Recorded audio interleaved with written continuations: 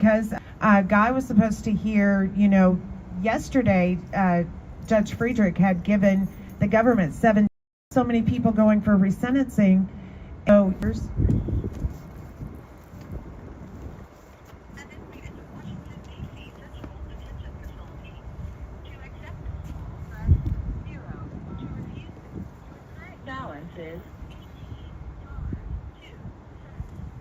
This call is from a correction facility and is subject to monitoring and recording. Thank you for using Global Towing. Hey. What's going on, Patriots? Hey, Hello. Patriots! hey, Quagland. Hey, Quagland. How's everyone's Friday going? Q and Brew. Q and Brew. Hey, Q and Brew. It's pretty nice out here. It's a little chillier than Google Maps. Than Google weather promised, but it's how they do it here in DC. They lie. Did you guys have? Did you have visitation today? I did. I did not. I didn't. I chose not to. Forget the guy's name. It's gonna come to me. He's an engineer. Naval engineer guy. Naval engineer. Yeah. He was actually at the Navy Yard when they had the shooting. Greg Thomas. Yeah. Yeah. Greg Thomas. So I hit Greg and. Guys, I'm sorry, guys. I'm double. Cutting with some commentary here if I can. I gotta make sure that someone's on polls Northern Next. from inside the correctional center. I've never seen anything like this. Man, I think we're going to have to start and just address this Biden State of the Union. If you look past all the BS, you can see that the I'm State of the Union immediately struck by the most odd protest I've ever seen before. This isn't a protest, this really is a vigil. There's coffee and tea being offered up for we were talking about people this who are with Northern here. Next. It's organized, it's quiet. Cocktail of ginkgo biloba and cocaine. So it is like a Schedule 3 narcotic if you got caught with whatever Joe had. Yeah, that's right. Asian, black, Vietnamese, That's right. white. Well, I don't. We've been holding this every day for 3 years now. Sounded fired up and angry and. Salute the flag, pledge of allegiance, I don't think. Yeah. I don't think the lady that gave strike the back. speech It's did. respectful. And I haven't had a moment No, of she trouble didn't. from them here. So I don't know much about the me. overwhelming majority say over here I say haven't told them too much about me, and it's been welcome enough. there's something called Police officers close by overbearing. are actually holding a line not far away. I don't think, yeah. They it was allowed a this to little- continue. She wanted Every day. everything to. I think she was incredibly nervous. I think in Australia this would be shut down. Yeah, I mean, it was just. It could have been. It was like she was trying to act, and she just wasn't a very good actor. Yeah. Well, So I would have liked something a little bit. I think she believed in what she was saying. She was just a little melodramatic Oh, that- about it. People don't like to see that. Yeah, I don't mean that she didn't believe it. By acting, I mean she was trying for everything to be. You could tell that she looked in the mirror a million times. Probably, honestly, she probably read that speech about 1,000 times. And maybe they changed it up on her last minute or something. But Well, she was very, actually, very you guys didn't nervous. expect me to show up here. And she was just, I think, Here she I was am. prepared and really nervous. I got my other phone and I'll check some of the comments and see what you have to say at this surprise stream. What do you reckon, guys? What do you reckon? No, I think it was just the delivery. And when I say I'm just saying as, like I said, it kind of seemed like. Maybe she should spend some time at Toastmasters, Maybe professional does it. You know what she needed? What she really needed was a couple glasses of wine right before she did that. And she would have been fine. The words would have rolled right off of her tongue and. No, but she did fine. I mean, it was the delivery was a little off, and I think everyone saw that. So y'all saw all the standing ovations from part of the room and definitely not from the other? Oh yeah. Yeah. Oh yeah. Well, so In the live streams we can see here, we can see one Yeah, of it those was almost more 200 voting along people. those lines, Let's see there. keep that. Yeah, I wish going people over voted as they cheered in that. Yeah. And the only ones concerned about a government shutdown is the government. Okay. Nobody else gives two shakes. Just to be clear. Yeah, it's the only thing is that, and I know why they did it, and it's because, hey, listen, we got to get this government shutdown nonsense out of here. That way, they can't blame it on us. I get it. It's politics, but you know, I like just, God, I hate for being so caught up in politics. I hate it. It's like I'd rather have real, just genuine. There's no, You know, this is who I am, and this is what I'm about. Like, no BS kind of politics. Like, That stops at the so city Lake and limits. Riley. Pretty much stops at the city limits. Go ahead. It stops at the city limits. Yeah. The whole. Yeah. Yeah, the city changes. Yeah. So Lake and Riley blasted Biden for getting Getting the name wrong. her Lincoln daughter. Riley? Is Yeah. that what he said? Lake and Riley, he said. So, you knew you were going to have to. That's how you know that. I don't know. I guess we're doing it for 50 years, and being in politics for 50 years, and reading teleprompters. Let me see if I can ask some of the attendees here what they think. And even just having police arrest. Excuse me. Do you think we can have a chat on live stream about why you come? Can I do it later with you? Sure thing. I have something to Do that.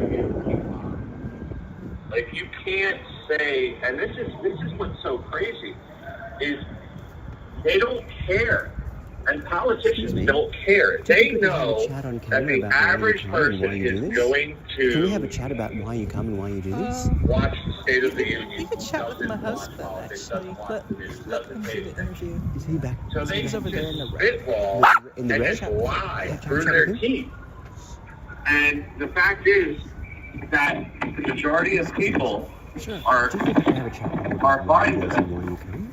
Oh, absolutely. Well, I thought. Yeah, and that's I know you're live streaming over there, and I didn't No, want that's to not- crosstalk over that. No, you can tell in Oh, good. G'day, I'm Chris, live Chris. streamer from Australia. Just come to check it out and ask people some questions. Sure. The questions I'm going to ask are going to seem really obvious, I guess, if you do this every day, but we don't know this from Australia, so very new to this, people don't know, so just kind of trying to get across that. So Absolutely. why do you come? Why do you do this? Absolutely. Well, first of all, I'm grateful to have been invited. Like most Americans, even conservative, patriotic Americans, I was not aware of this before, I guess it was August of last year. Now this vigil started the previous August, that would have been of 2022. Yeah, absolutely. So, but when I heard about it, having been like over a million other Americans on the mall on January 6th, I realized that, you know, we need to make a statement for what actually happened, for what the truth happened. So, I was very grateful to, I was at a rally, I don't know if you've heard of Pastor Arthur Pawlowski. He's a Canadian pastor anyway, but he was unjustly... But why do you come today? I understand why you may have feel it, but why do you keep coming? What, like, why? Well, Why? you know, for the same reason, for instance, that I kept on coming to see my late father who passed away last September, because I believe part of being a human being is to sympathize and empathize and spend time with those in need. These gentlemen, and maybe one or two women, I'm not sure, have been unjustly imprisoned. You know, there's a wonderful verse in the Bible. Obviously, I'm a Christian, but you know, Jesus said, he said, if you have not done this unto the least of these, and that includes people that are sick, people that are in prison, he says, you have not done this unto me. In other words, I believe ultimately one day I will be held accountable, you know, if I do not. And the other reason, which makes it a lot easier, is I know some of the people, and they live right near me. We carpool. It makes it simple. You know, we have conversation, prayer on the way here. And so when we get here, we're kind of one heart, one mind, one spirit.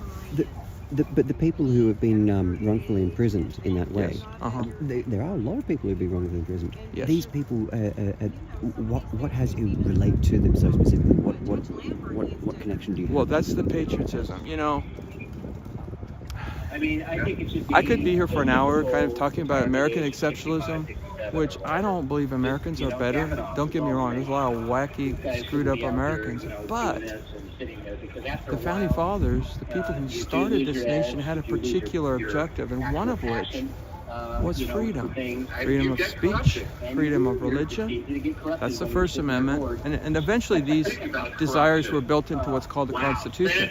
So the First Amendment was freedom of expression, freedom of speech, and freedom of worship, and freedom of assembly. All the three things that were being done on January 6th. It's guaranteed under our Constitution. The Second Amendment guarantees us freedom to arm ourselves. It's very small elements of anybody's belief system. So certainly that's a very important factor. But I also believe that factor, and I apologize because I could speak so much on this because I have studied the origins of this nation. But one of the earliest founding fathers, for lack of a better word, in this nation was actually an Englishman named George Whitefield. He was a preacher. Yep. You've heard of him, okay.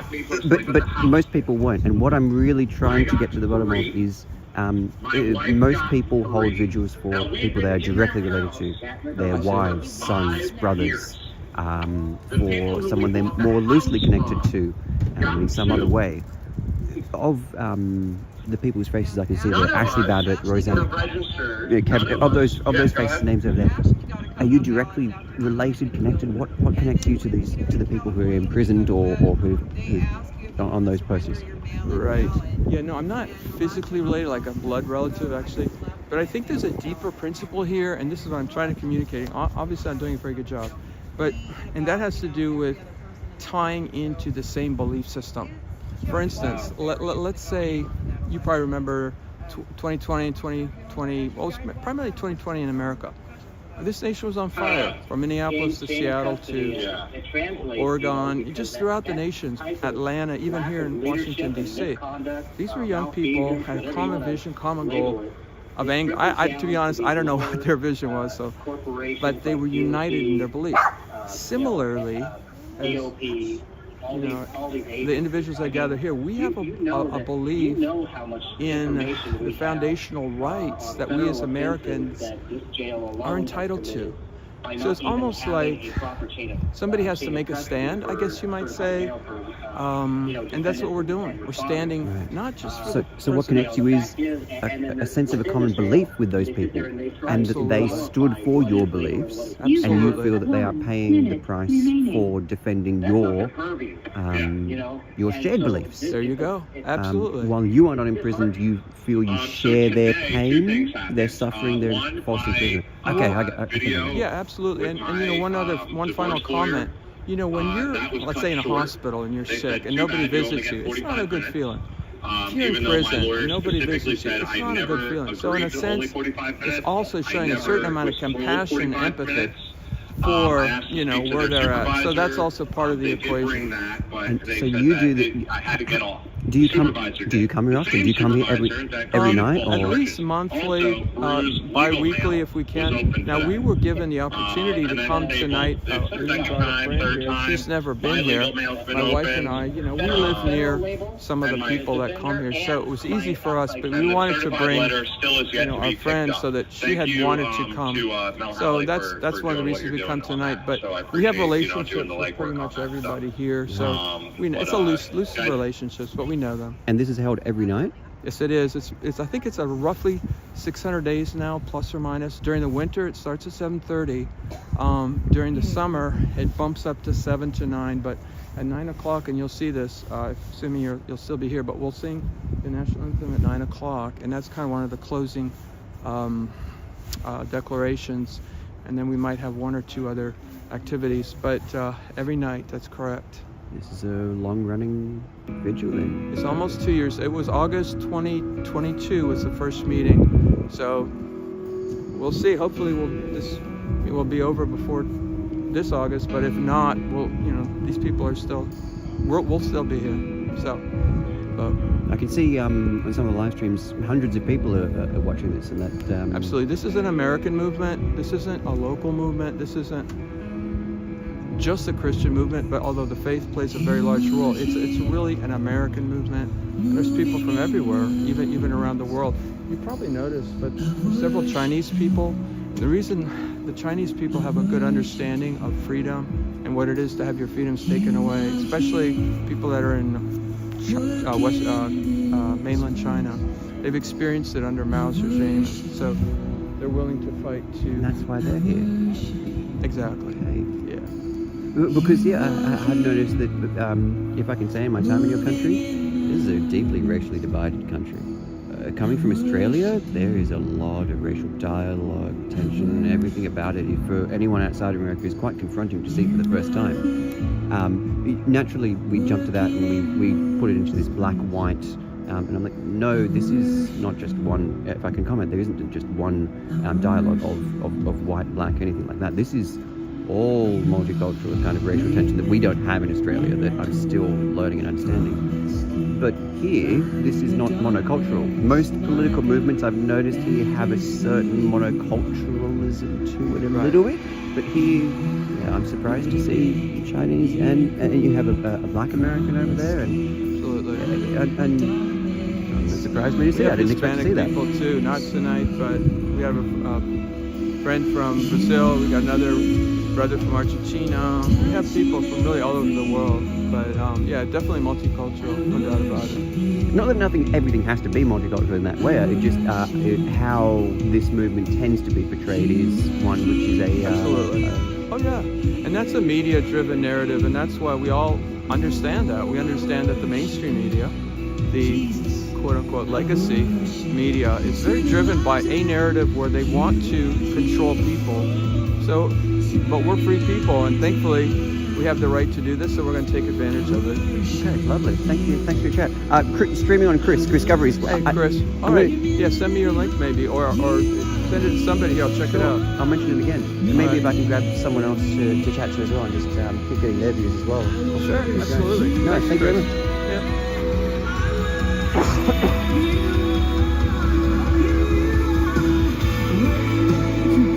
That was lovely. Thank you. Do you have a moment to chat?